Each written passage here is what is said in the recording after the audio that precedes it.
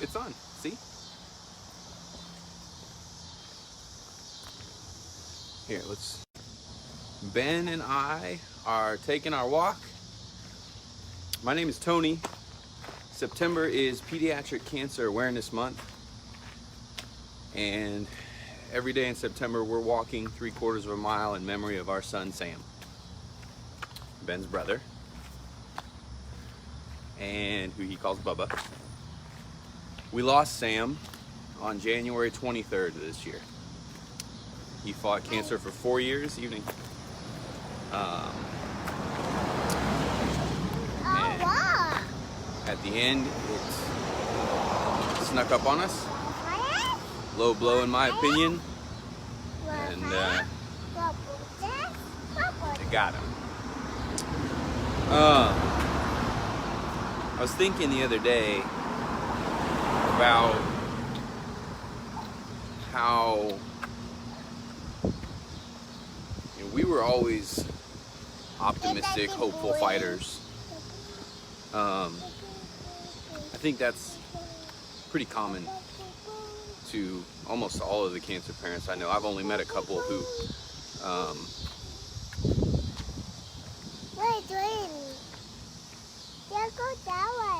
aren't convinced they're gonna beat it, which has got to be tougher, I think, right? But when Sam was first diagnosed, it was scary, shocking. We were afraid, but we were also,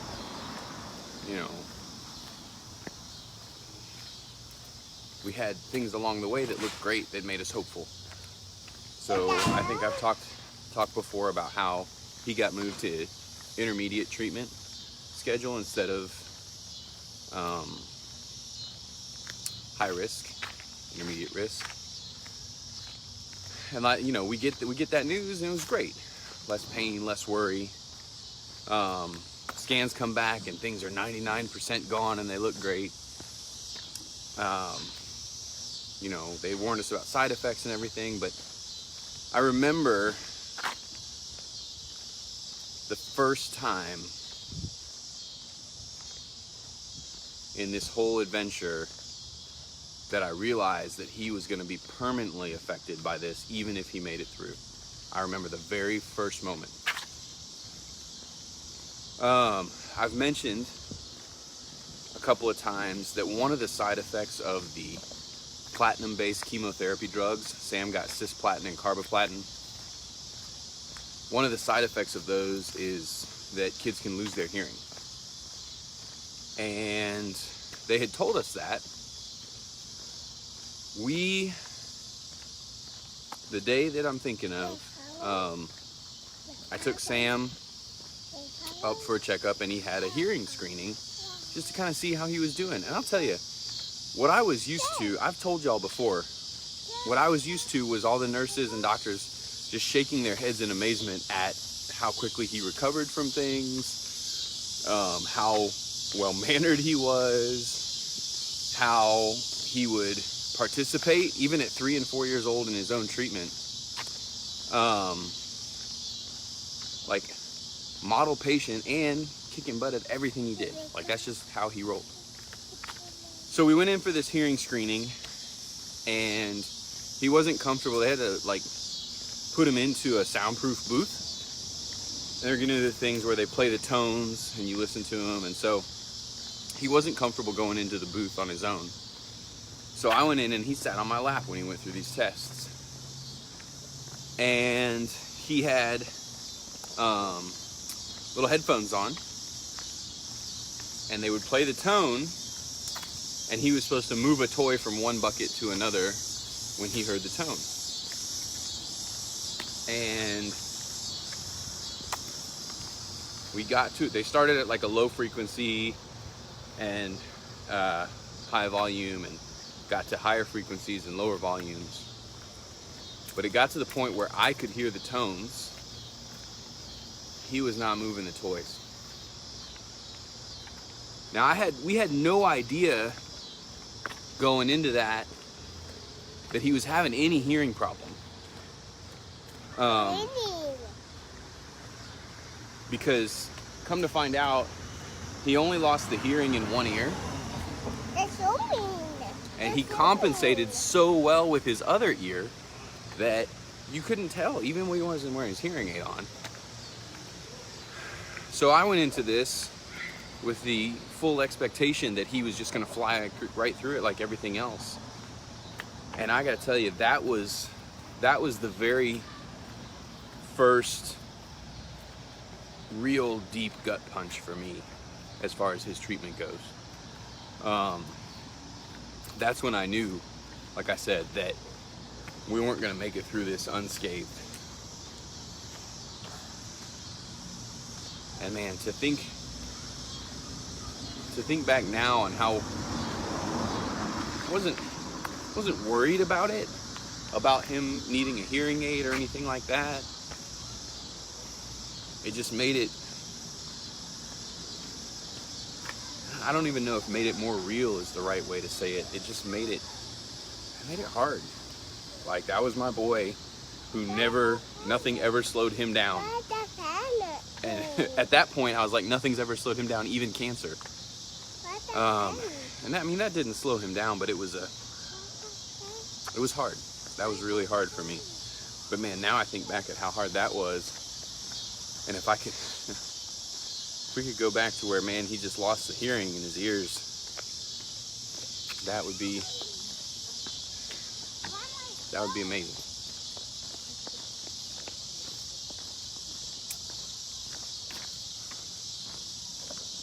I think that, this journey was kind of full of those, what I call gut punches, the ones that, like, they get you and cause a physical sensation, like your stomach's falling out.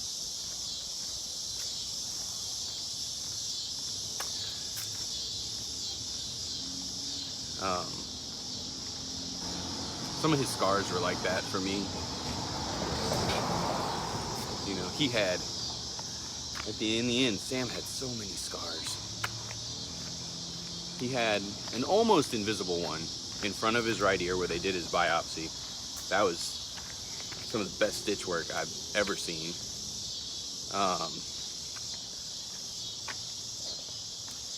Then he had one back behind his, like, kind of the back of his neck and the side that ran up into his hairline, and that was deep. Like, you could certainly see that one. Later on, he had one where I'm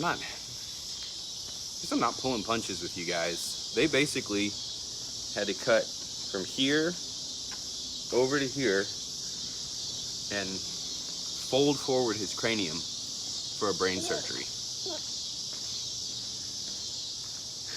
And like, he looked like Evander Holyfield had gotten a hold of him a couple days after that. But his eye never, like, recovered from the droop that it had in that surgery. Every picture we have of him of the last year of his life, he had a droopy eye, which again, who cares? But there are these lasting memories that even the kids that make it out of this alive are gonna have. They say that once you get this diagnosis, your fight never stops. And I think it's, they're not even talking about the superficial crap like that. They're talking about the fear of additional cancers caused by the treatments that you've had, organs shutting down, impotence, infertility, like,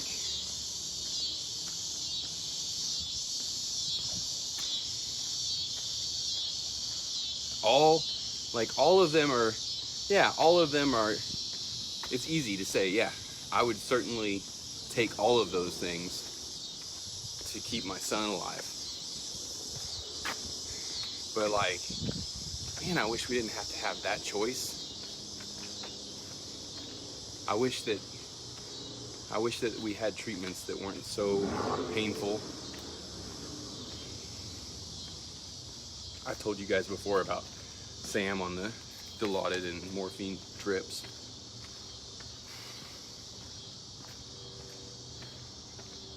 I got a nose. You got my nose. I got your nose. Don't fall. There we go. Do you remember Bubba? Yeah. Yeah? You love Bubba? Yeah. Yeah. Every day.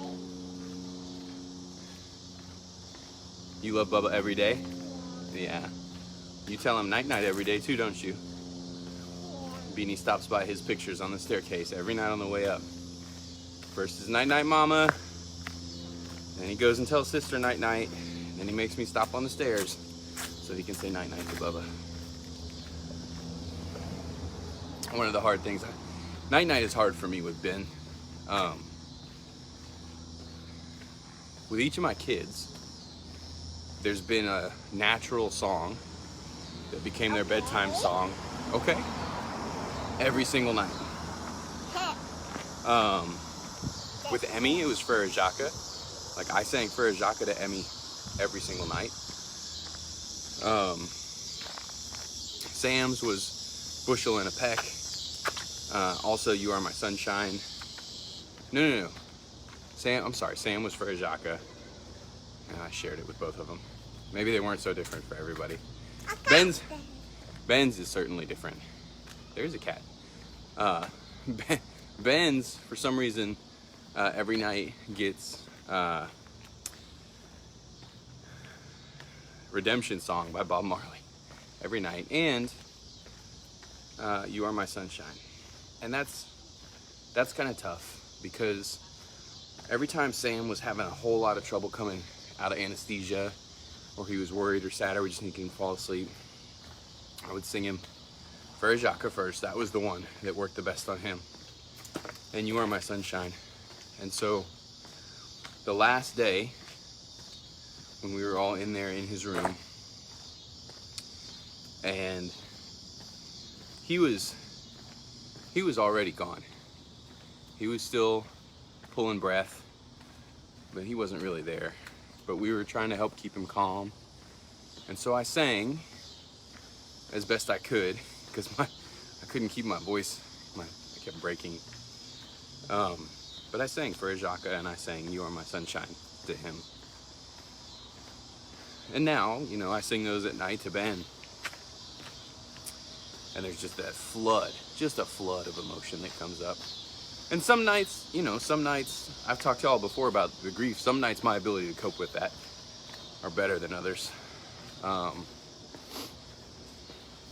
But Maud made this amazing book for Ben. It's called Sam and Me, or Sam and Ben. What's your Bubba book called? Ben and Sam? I don't know. But it's a bunch of pictures. It's a little flip book, and it's a bunch of pictures of Ben and Sam and Emmy doing stuff. And just a little sentence about each. And we read that every few nights because we want Ben to remember, And there may be, he may not have a lot of real memories, but hopefully, if we can, I don't know, manufacture seems kind of weird, but if we can help him create his own memories of Bubba, then he can hold on to those, and that's what we want. They were such a big part of each other's lives since he showed up that he deserves to have memories of his brother, especially memories that aren't necessarily hospital room memories, right? Because I gotta imagine the memories that he does have of him are coming up to visit him in the hospital, because we would do things to try to make that special, right? I can remember going and getting boxes of cheeseburgers from a place, and we all had a cheeseburger, and we're all sitting on the floor in the hospital room because there's nowhere for everybody to sit in that one. And we're all sitting on the floor, eating cheeseburgers, building Legos. There were always toys that he could help Sam open, or Sam could help him open to make it special for both of them. So I'm sure he's gonna have a lot of those memories, and that's I want him to have more than that, for sure.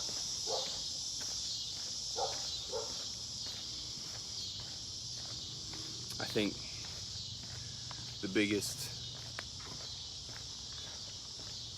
might be the biggest gut punch of them all. I mean, obviously, other than losing Sam, one of the hardest things that we had to do was when we had to tell Emmy. How do you sit down a 10-year-old and tell her that this is the end of the fight for her 6-year-old brother, that there's nothing else we can do? I mean, I watched my baby shatter in front of me.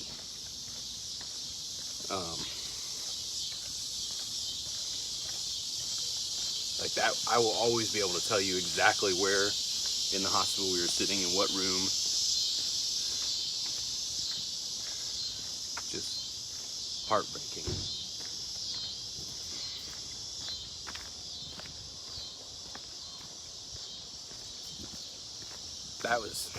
That hurt. Obviously that stuck with me. Oh, Beanie, you're getting heavy, man. You're a heavy boy. What that? Somebody going home.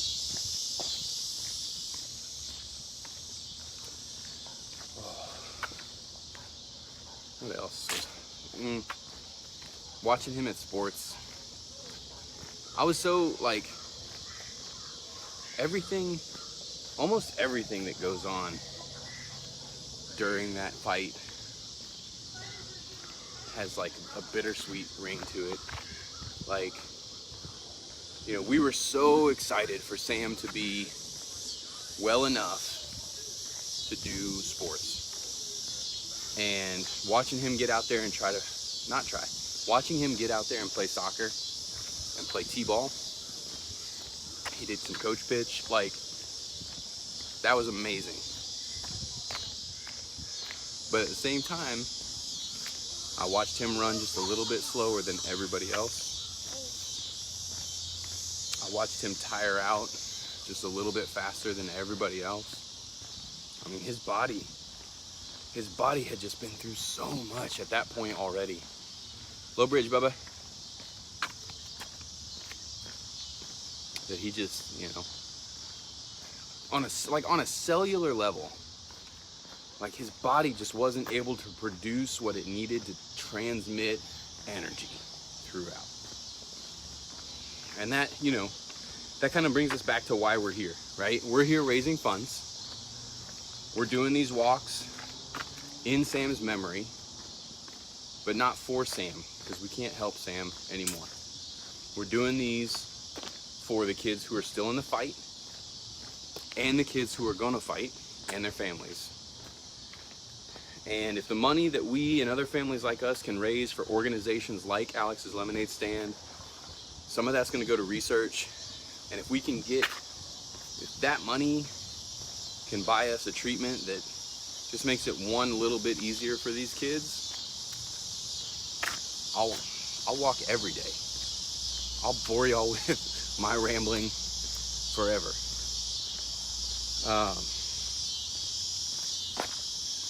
Until then, right? Until then, some of that money also goes to the families on the front lines fighting cancer, helping with things like plane tickets to get to the treatment that may not be at their home hospital. Are you hamming it up in the background? What? Nothing, nothing, buddy, nothing. You know, just providing support for siblings. You know, because this is hard for everybody. It's hard for everybody. So, I want to say thank you to everybody who's made donations thus far. It's been amazing. Already surpassed anything that we could have possibly hoped for. So thank you very much for that. Also, if you haven't made a donation, you're on the fence. I mean, what? I don't know what else I can say. There's 14 days worth of stuff of me asking. But you know, if you don't have the money to give, that's okay. share the message and use other people's money to give, right? When I don't have money for something, I gotta work for it, right? And if that work is just asking some more people, then we'd really appreciate that. Guys, thank you so much for walking with me again. We'll see you tomorrow. You say bye-bye?